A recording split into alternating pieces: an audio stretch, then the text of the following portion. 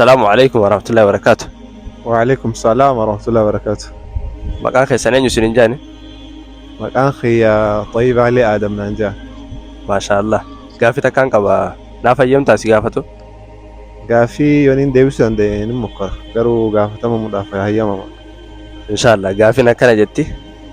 وأنت كجرا وأنسون حرامي ربي قرآن خيس الدبته وروني أما دور دربان تقوى سينوجني وروني جنا دفنين لي إلى يوم القيامة وأنس سينوجتمتو مالي وأنسون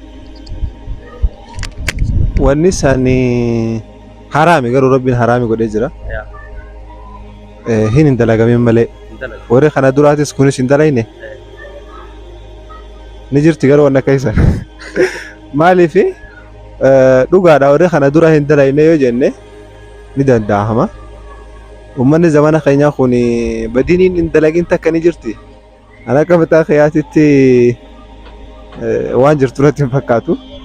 Yoo jiraatte ammoo hin danda'u garuu deebisuu hin dandeenye. Maaliif yoo jette uummanni zamana keenyaa kun dilii isaan dalagin gadi hin dhiyaatu.